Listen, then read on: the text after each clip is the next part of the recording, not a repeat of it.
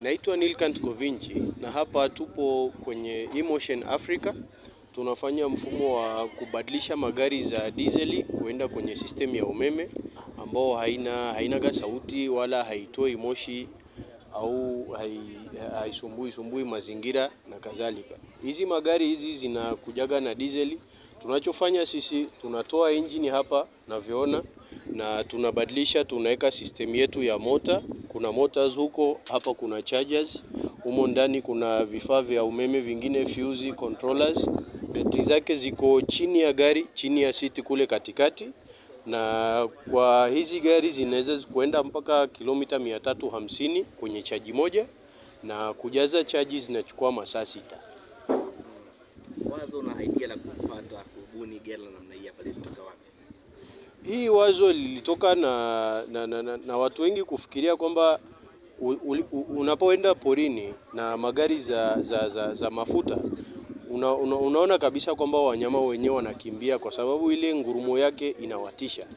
So hapa tukawaza kwamba kwenye system za umeme, kwa sababu hainaga sauti, hainaga ile vurugu, pia unaweza ukaenda kule porini uka-experience hayo wanyama kwa vizuri sana. Unaweza ukawakaribia, uwachafulii mazingira yao, na pia system ya umeme inapunguza gharama sana za uendeshaji, kwamba ukichaji na ukiangalia gharama za diesel unapunguza up to 70% kwenye gharama hizo.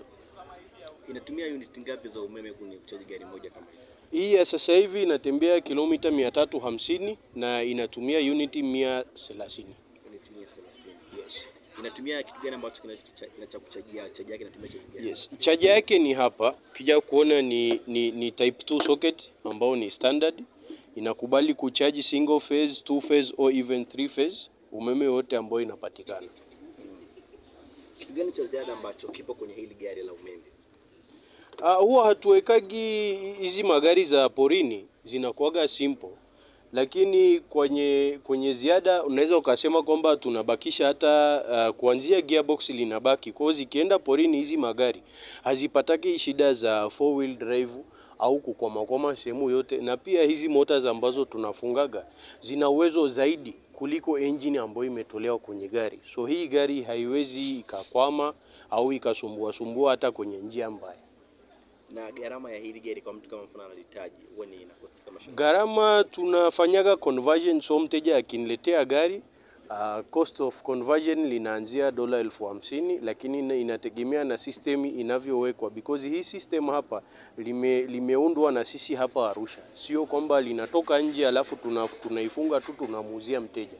So ukubwa wa batteries, ukubwa wa motor, controller na kadhalika, kuna vitu vingi vya kuchaji. Una umeme gani unapatikana ulipo, ni 3 phase, single phase, solar, generator, kutegemeana na yote hii vitu system linaungwa kwa ajili ya huyo mteja. Na je, kama mfano mteja na gari lake akataka kuja kulimodify likawa kwa mfumo umeme, Ndio. unafanya kitu namna hiyo? Yes.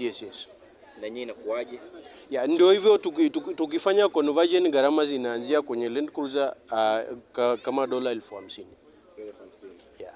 Na vipi umesema unaweza kutumia pia solar? Je, unaweza kuweka solar hapo juu ikachaji gari kama hili? Unaweza ukaweka solar hapa juu, lakini umeme ambao inatumika kwenye mota ni kubwa sana. Kwa hiyo ile solar itachaji asilimia ndogo sana, so haitaleta maana kivile. Kile cha kuambia watu ambao wanatamani kuwa na magari kama haya ya umeme? Magari ya umeme na hata vyombo vingine vya umeme kama bajaji na hizi pikipiki zinaingia sokoni sasa hivi, na hizo pia zina ubora nyingi sana.